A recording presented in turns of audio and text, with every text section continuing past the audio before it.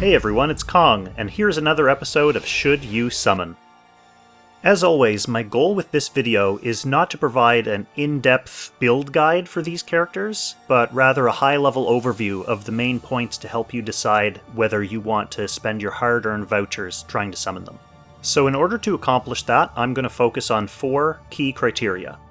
How they fit into your team, whether they unlock any bonds, what kind of content they get used for, and future availability. So let's hop right in and take a look at this Raid Up banner featuring Shelfaniel and Yulia. Now it's important to remember that this is not a Destiny banner, so you do have an increased chance to summon these characters, but it's not guaranteed.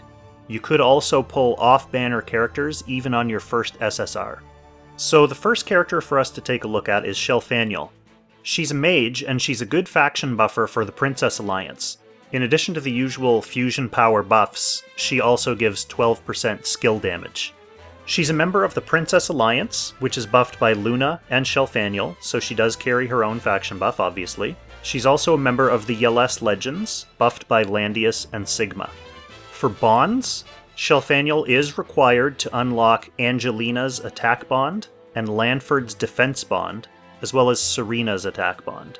And in turn, she needs Almeida for her defense bond, and Angelina for her attack bond. So she is required to unlock 2 SSR characters' bonds.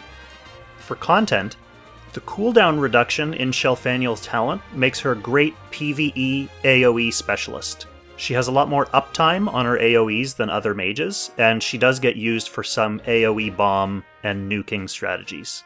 She's a solid pick for PvP as well because she has versatile skills and also some faction synergy with other characters that you might have in your box anyway.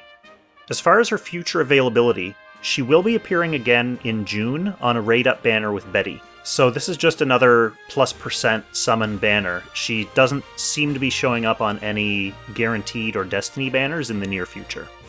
The next character on the banner is Yulia, and she's a very strong overall general purpose unit.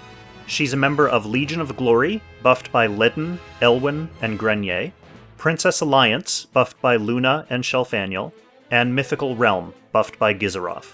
She's also strong enough to be run off-faction because of some of her passive abilities. If you mainly just hope to use her for her built-in team healing and self-healing, then that is pretty good regardless of whether she has a faction buff up or not.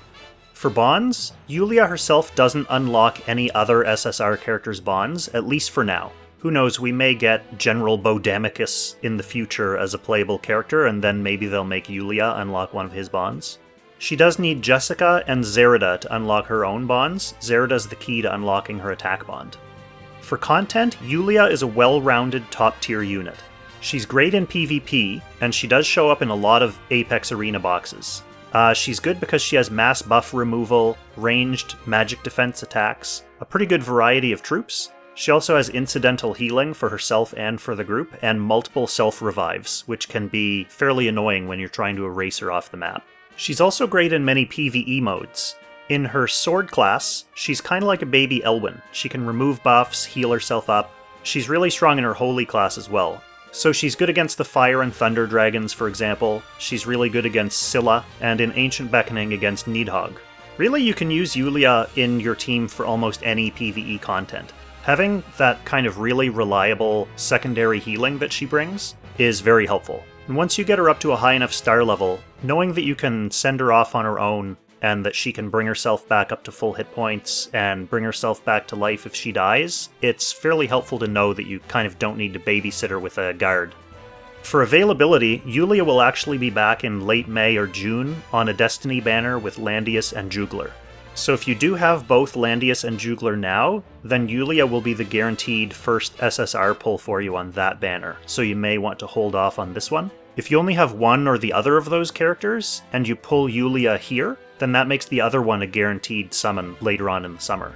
So if you're trying to snipe for Juglar or Landius, and you still don't have Yulia yet, getting her out of the way on this banner will make one of them a guarantee later on. So just to wrap up, we have Shelfaniel, who carries the Princess Alliance faction buff.